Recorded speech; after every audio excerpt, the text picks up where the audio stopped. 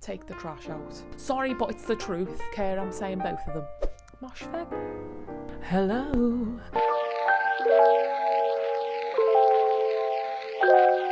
Hi everyone, and welcome back to another video, or welcome if you're here for the first time. I hope you're well, I hope you're feeling good, because we're about to do a fun video. I'm Ray, what Ray reads, follow me on Instagram. I have a little bit of a different lighting setup today because it's a bit later in the day, and if you're noticing something a little different, it's because not only am I holding a mini microphone, I'm sporting a new haircut. And I got a fringe, as we say in the UK, or bangs, I should say in America. So in today's video, I thought we'd journey on our way back to the reading year, the 2023 reading year, and let's take a look back, shall we, on the highs, the lows, the forgettable, the unforgettable, and all that jazz. And all that jazz. So we're doing the end of year book tag, and before we get into it, I just want to say, if you haven't already, please subscribe, be an angel, and go hit that subscribe button. Help me out. Go on. No, you want to. You do. Yes, you do. You do. So yeah, let's get into the video. So, I think we've got about 22 questions, and the book tag I'm going off is one that I've spotted some other booktubers using, so I didn't create it. They're not my questions. I'm just taking those questions and answering them myself. So yeah, question 1. What was your most disappointing book? Well, I wouldn't say that there was like a particular book that really severely disappointed me. There were books that I found meh, I found a bit overhyped, but there wasn't anything that I was really hyped for and then I was left disappointed. But the answer to this question was Girl in Snow by Dania Kukafka. I think that's how you pronounce the name. And she's the author of Notes on an Execution, which I read at the beginning of the year, and it's one of my highest rated books, one of my favourites of the year, but I love that so much. I thought, what else has she written? I need to get my hands on it. So I went to the library. Support your libraries. I went to the library and I checked out her previous book, which was called Girl in Snow, and I thought, we're going to have another thrilling time here. We're going to have an edge of your seat, gripping psychological thriller, and I'd say I was a bit disappointed. Not because of the writing, it was a bit flat. It's like when you watch a thriller but it's not like a great thriller, or it's not as gripping as you expect it to be. The payoff just wasn't there, and I just was expecting it to hit the same as Notes on an Execution, and it just fell flat for me. Still, I'm a fan of her work and I want to see what she does next, but it definitely read as a first novel. Very, very harsh. And she really upped the game on Notes on an Execution. Question 2. What is an Underdog book? I was actually gifted this book by a publisher. It wasn't even on my radar, and they messaged and asked if they could send me it, and I was like, of course. She loves free books.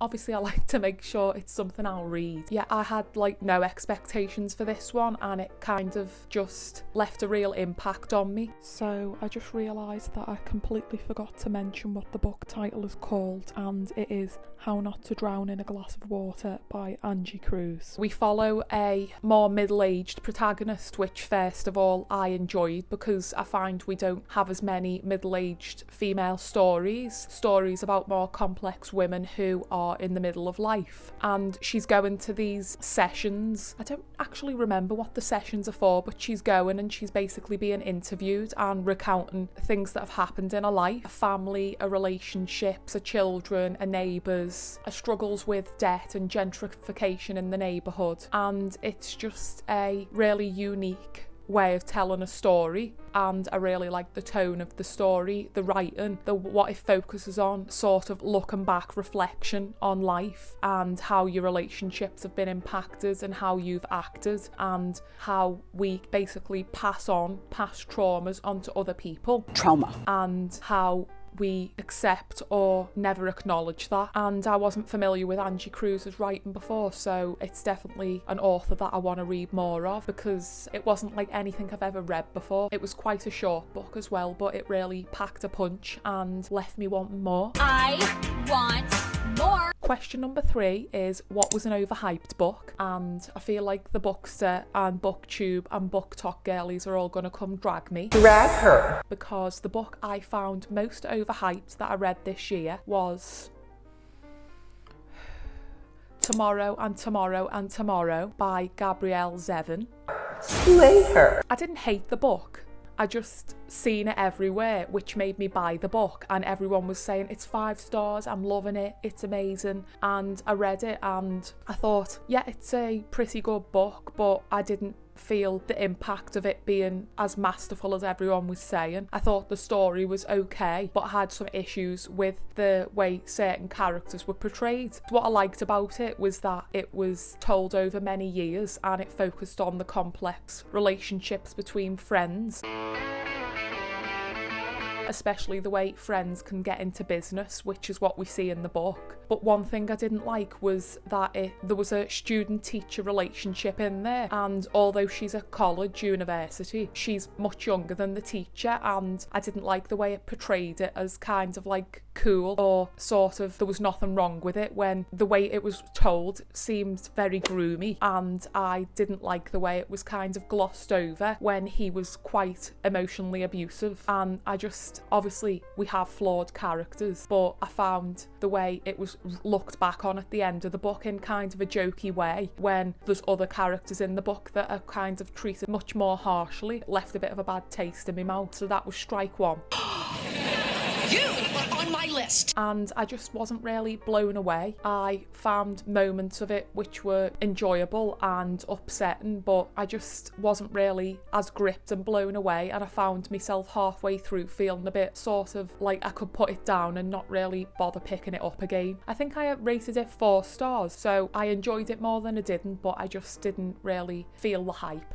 It wasn't there for me. Plus the red flags with that teacher. Someone take the trash out. Trash, filth, trash. Question number 4. What is a book that surprised you? And again, we've got a book that I was sent by a publisher that I wasn't aware of. So I always feel like these kind of impact me a lot more because they usually aren't on my radar. And it was The Old Haunts by Alan Radcliffe. And this is a Scottish author, and it's a queer story. And the character is reflecting back on his life growing up with his 2 loving parents, and they own a shop, a sweet shop, and he's had a really enjoyable childhood. He felt like he got a lot of love from his parents, and he's dealing with the grief and the loss of his parents, and he's reflecting back on it as he's going on a trip around the Scottish Highlands, and he's moved to London. So as he's back on the trip, he's reminiscing a lot about his childhood and his relationship with his parents. I particularly liked how it was a working class story that focused on a working class life and relationships, and not having much but having a lot of love and care by parents, and it focused a lot on him coming to terms with his sexuality as well and being accepted by his parents. Again, it was a short story. I think it was about just under 200 pages, but it really impacted me a lot and it really took me by surprise. Question number 5. Your favourite book couple/couples of the year. And this isn't really a question that I have much of an answer for because I don't really read much romance. I think the only romance book that I read was it Funny People? Is that what it's called? Happy Place, Funny People. Isn't that a next book? Oh no, a next book's Funny Story. The book I was talking about was Happy Place. Oh, whatever. It's been a long day. So yeah, my answer's a little bit more unique, and it's more of a friendship couple, and that is Rachel and James from The Rachel Incident by Caroline O'Donoghue, which was a book I absolutely adored this year, and it focused on Rachel and a friend, James, who's gay, and they have like a really close friendship, and that is more the focus in the book than their own separate relationships. And I think we don't see that highlighted enough, the strong bonds between friends, especially between a female and a friend who happens to be gay. And I just loved the dynamic, and it was very familiar to me because I have a lot of male friends who happen to be gay, and I've just seen a lot of similarities, and it was nice and fresh to see that represented in a book. So yeah, they were my favourite couple. I hope she releases a follow-up just called James and Rachel Part 2, because I'll be buying it. Question number 6. Your favourite main character of the year. And we know I like unhinged characters, female characters who are a bit odd. Oh, really? So the character that I got the most enjoyment out of this year and who I found the most unique was Greta from Big Swiss. Not only did I discover one of my new favourite authors, Jen Began, but I found the writing of the character very unique and odd, like a really flawed but complex character that's well written and also really funny. It's rare that we get strange characters that also have humour in the books, because I find a lot of the strangeness is highlighted in a more dark and sinister way, whereas the strangeness in this book is highlighted in more of a humorous way, but also doesn't forget that she's dealing with more complex issues. And I could read the character forever. And it's being adapted, obviously, so we've got that to look forward to. I'm really curious who they'll cast as Greta, because we need someone who can play comedy and also a dryness as well. So yeah, I'm looking forward to that. Question number 7, new favourite author of the year that you discovered this year. And I can't pick one because I've discovered 2 and I don't care, I'm saying both of them. We've got R.F. Kuang, author of Babel, Yellowface and the Poppy War trilogy. I've read Babel, loved it. Yellowface, loved it. Poppy War trilogy to be read. And the other author that I discovered is Jen Began, who wrote Big Swiss, Vacuum in the Dark and Pretend I'm Dead. And they've both got really unique voices and they write really interesting concepts and characters. And they're both quite different, but there are some similarities in the characters, especially between the characters that Jen Began writes and the more modern story of Yellowface that R.F. Kuang wrote. There are some parallels there, but they're also quite different because R.F. Kuang also deals a lot in fantasy. So yeah, they're 2 authors that I've discovered and read a lot of this year, and I'm really excited to see what they do next. Question number 8, just fixing my fringe. Sorry, I mean my bangs. Question number 8 is, what is the happiest book you read this year? Which will be quite difficult for me because I tend to read more dark and morbid stories. Rachel, maybe you should start reading more light-hearted things. Not my problem. I don't know what it says about me that I struggle to answer this question. I was racking my brain thinking, what is the happiest book you've read? But out of everything that I've read, I think the somewhat happiest, most light-hearted was probably Happy Place by Emily Henry. It wasn't all sunshines and rainbows, obviously. We had the ups and the downs, but it was the most light-hearted and it was the one that left me at the end feeling kind of good. Number 9, what was the most frustrating book you read this year? Well, there was a book that was going around everywhere and I know some people love it. It was a very hyped book during the summer. It's The List by Yomi Adegoke. Again, I hope I'm pronouncing that right. She's not the best with names. But I was excited to read this because I'd seen it everywhere. The cover was really captivating as well, and the blurb sounded right up my street and really juicy. And I was going to buy it, but then I got sent it by a publisher and I was really excited to obviously read it. And when I first started reading it, the first 100 pages or so, I was like, this is really engaging and culturally relevant because it's sort of got a Me Too angle to it, set in the music community and in the black community in the UK, and it focuses on a list that's going around with names of people who've been inappropriate or committed assaults against women or just been completely disgraceful, and one of the main characters is getting married to someone who's on that list. So the concept's there and it sounds really gripping. The first third of the book, I'd say I was really invested, but then the plot kind of teeters out and it sort of falls a bit flat, and I still continued it, but I felt like the payoff was getting dragged out, so maybe it could have been a bit shorter and it would have impacted me a little bit more. And then at the end I just found that some of the plot points and questions that were raised were never really answered, and it was kind of just pushed to the back, and I really wanted answers to some of those questions. And then the payoff was, I wouldn't say I've seen the plot twist. I quite enjoyed the plot twist. I just wish it would have came sooner and we would have gotten more of a reaction to that. So yeah, I think the plot kind of dissipated a little bit for me and left me a little bit disappointed. Question number 10, what is the best adaptation of the year? And I haven't really read many of the adaptations this year, but the one that I did read and see was Eileen by Atessa Mosfegh. Moshfegh? Yeah, so Eileen, that is probably my favourite book of hers. I really loved that book when I read it a few years back, and it's still probably my favourite of hers. I prefer it to My Year of Rest and Relaxation, and I was a bit worried about the adaptation, but then when I noticed that the author was on board as a producer, and I think she might have written the screenplay as well, I was more sort of thinking, oh, it could be good then. And I went to see it a few weeks ago. I thought it was really true to the book. In the book, she's kind of telling the story by looking back when it happened, and they don't do that in the adaptation, but I think it works better for it. And the casting of Eileen was just really on point. Chef's kiss. Thompson Mackenzie, she's the perfect Eileen, and it was sort of dark and unusual, and it had kind of like an old movie quality to it. I just thought they adapted it really well. But other than that, I've not really read many of the adaptations. Two other books that were adapted that I did see but I haven't read the books of was Oppenheimer and Killers of the Flower Moon. I enjoyed both of those films, probably two of my favourites of the year, and they were both adapted from books. Yeah, I did watch those adaptations but I haven't read them, so it's going to be Eileen. Number 11, what's the longest book that you read this year? And the longest book I read this year was On the Savage Side by Tiffany McDaniel. That was 688 pages. One of my favourites of the year. It really left an impact. Was I crying after I read it?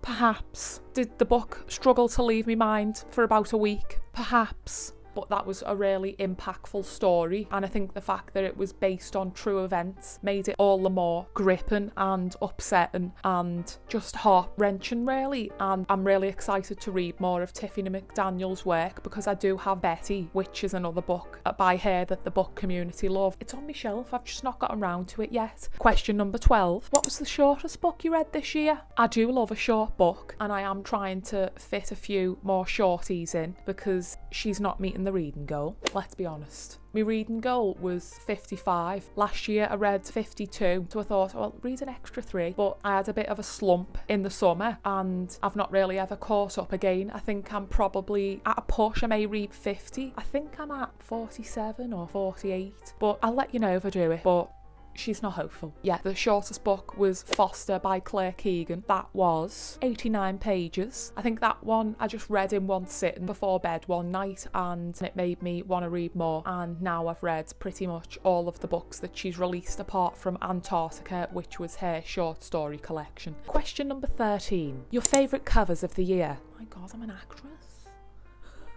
I have a few. First, we've got Rouge. I'll put them up here. Rouge by Mona Awad. I just love that cover. It's really simple and I think it represents what genre it is, which is gothic horror, I think. I love the font. I love the bright colour and just the plain black background. It's just really eye-catching. The next book that I loved the cover of was Evil Eye by Etaf Rum, and another one that is quite simple but eye-catching again. I think I quite like simple covers. I don't like when there's a lot going on or there's like a tacky font. Lots of fantasy books. Sorry, but it's the truth. Why are a lot of fantasy books tacky? Another book cover that I loved was Bright Young Women by Jessica Knoll, and that is a book that I've still got on my shelf on my TBR. I bought it a few months ago, and it's quite a vivid book cover. It's got like bright pink and yellow, and it's got this really unusual print on there. Again, quite basic and plain. You're basic. But eye-catching. Another one is Big Swiss. I loved both the American and the UK covers. One's got a drawing of dogs on and the American cover's got a art image on there. I look at those and I'm just like, I need to read it. She looks like she's having a good time. And another book cover that I liked was Brutes by Diz Tate, and that had like a really dreamy photography image on there. That caught my attention, and I like books that have photography on them if it's sort of mysterious. That one has a Sofia Coppola quality to it, a dreamy sort of virgin suicides, teenage girls doing teenage girl things. Question number 15. Question number 15. No! Is a book you haven't stopped thinking about since you read it, and that has got to be Minor Detail by Adania Shibli. And that book was not only very culturally relevant currently as it's a story set in Palestine, but it was told in quite a unique way. It's a short book, but it's told in two parts. So the first part, it deals with the point of view of an Israeli soldier who they take a woman hostage and treat her awfully, and she ends up getting murdered. And I think it's based on a real story that actually happened. And then the second part of the book is many years later, and after reading a news article about it, the main character becomes enraptured in the story and she wants to find out more information about it. So she basically investigates what happened to try and find the truth. So it's kind of historical in one sense and investigative on another, but it's very impactful. And I think with what's going on currently in Palestine, it just hits very hard with the message of the book, and I implore everyone to read it. So go read it and support the author. 15 is what's the cringiest read of the year? And again, with like the rom-com coupley type things, I haven't really read a cringe book. I'm planning on reading a festive book that could be cringe. I haven't gotten to it yet, so I don't know if it'll be cringe. I did read Beach Read by Emily Henry. Big fan of Emily Henry because she's a rom-com girl boss. Beach Read was probably my least favourite of hers that I've read so far, and I did find some of those aspects of that book quite cringe, but not so much so that it's like, oh my god, I can't with that book. If we were talking about last year, then A Merry Little Meet Cute would have been on there, because that book, take the trash out. Question number 16, unpopular book that you loved. I think this is the best thing about reading, that we all have different tastes, and some popular books aren't going to be to my taste, and some not very popular books that I enjoyed won't be to your taste. So a book that I enjoyed was Brutes by Diz Tate, and I know that was very hit and miss for some people because it's quite light on the plot and it more focuses on the small moments of girlhood and being a teenage girl and friendships, but I found the story very cinematic and I liked the writing. Again, it reminded me of like a Sofia Coppola, or there's a French film called Girlhood and it really reminds me of that, and those films focus a lot on the little details of what it's like growing up and going from being a young girl into a teenager into an adolescent, and I just really loved the focus on that. And I love books that are quite cinematic in the way that they're written, and it's quite transformative. It makes you feel like you're there. I'm there. I love that. So yeah, I enjoyed it, but not everyone in the book community did, according to Goodreads. Question number 17. What is the lowest and the highest rated book that you read this year, according to Goodreads? And do I agree with the ratings? So the highest rated book that I read was Know My Name by Chanel Miller, and I absolutely 1,000,000% agree. That is probably one of the most powerful and impactful books that I've ever read, and it completely deserves all the praise it's gotten, and everyone should go read it. And the lowest rated book is the lowest rated book that I rated this year, which was Highway Blue by Alisa McFarlane, and I got that from a charity shop, I think, and it just caught my attention. It sounded quite interesting, the story, but there was like no plot whatsoever and it felt kind of unfinished. It just felt like a series of scenes or conversations and nothing really happened in it, and it just left me feeling a bit meh. So yeah, I agree with that also. We can agree with Goodreads rating on that one, but I always tell my friend, because he's a bit funny about reading certain books if they've got a lower rating than like 3.5 on Goodreads, and I said, you can't believe Goodreads for everything. Have you seen the rating for Colleen Hoover's books? And if you read them, no you haven't, but I have, and I'm telling you now, they're not to be believed. Question number 18, some of your favourite book quotes of the year. I do take some book quotes, I note them down if they've impacted me, or I take a photograph if I want to sort of look back and remember what was said, but I'm not an annotator like a lot of people are. I wish I was an annotation girly, but I'm not. I want to be an annotation girly, but I'm not. So some of the quotes that I did remember and I noted down, I'll tell you now. So the first quote, I'm just going to read them off my laptop, is from the Rachel incident, and the quote is, he was coming to the realisation that some people create their own adulthood and some people have it thrust upon them. He, it turned out, would be the latter kind of person, and that is talking about James in the Rachel incident. He has quite a dysfunctional family dynamic, and that really stood out to me because I had a fairly unusual childhood and that was quite impactful impactful for me. Another quote I loved was from Violets by Kyung-suk Sin.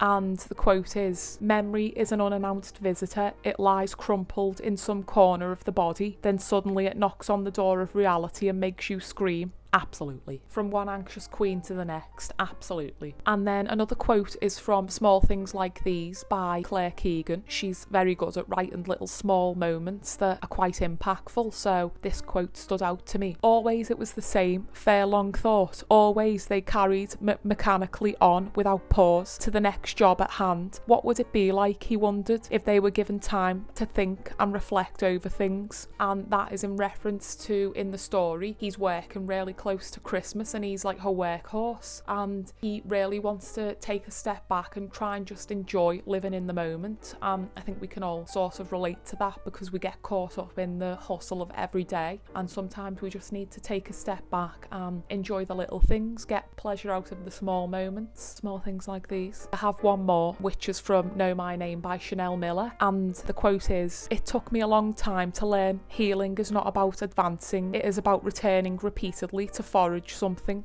And you know, she said it best. I can't even top what that is, so we'll leave it there. Question number 19, book with the most unique concept, and that has got to be The Trees by Percival Everett. I knew that was quite a popular book. It had won a really prestigious book prize. I can't remember what one it is now. The overview of the book is the murders present a puzzle. It's kind of like this detective investigating these strange murders that keep taking place that are all very similar, and at each crime scene there's a second dead body. No ma'am. No ma'am. And the dead body at every crime scene resembles Emmett Till, and the detectives are thinking that the killings are retribution because of the racially motivated murder of Emmett Till, which if you're not familiar, I think you should look up. But soon they discover there's eerie similarities between all the murders and something strange is going on, and the concept and the reveal at the end is very unique, and I don't think I've really ever read anything with such a unique perspective and concept before. That really kind of took me by surprise and left me puzzled right until the end. Question 20, don't worry, we're near the end. Book you read this year that you would reread, and that has got to be Babel by R.F. Kuang. So much happened in the book. It was gripping, historical, information packed, and it was so detailed that I feel like I could read it again and just get so much more out of it. So rereading books is something I want to get into in the new year. That is something I would definitely reread. Question 21, Goodreads reading reflection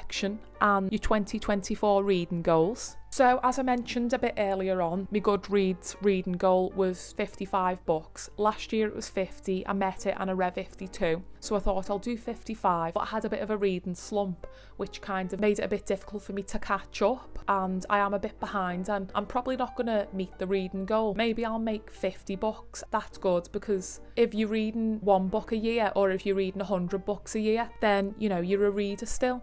Period.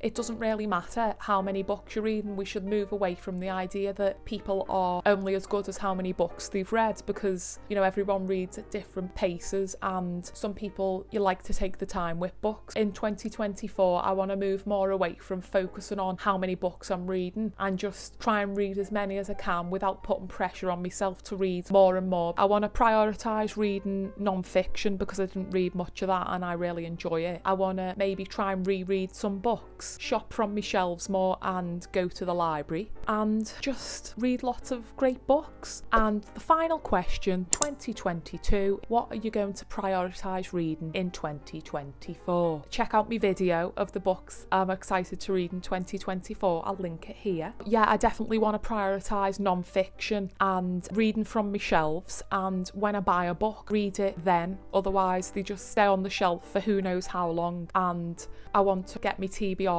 down if I can. I also want to read more translated fiction, so there's that too. So my final thoughts are, I've had a great year reading lots of interesting books. I've found some new authors. I've been impacted by a lot of amazing stories and writers. I'm really looking forward to 2024. It's going to be a great reading year, and I'm also looking forward to continuing to make lots of fun content for this channel. So if you haven't already, make sure you're subscribed, probably because this will be the last video that I upload before Christmas. If you celebrate Christmas, I just want to wish you a Merry Christmas, and I hope you have a nice Christmas holiday season. And if you don't celebrate it, you just go read loads of great books, enjoy some quality you time. Please like and comment and subscribe and all that stuff. Thanks for watching, and I'll see you in the next video. Bye, and a happy new year.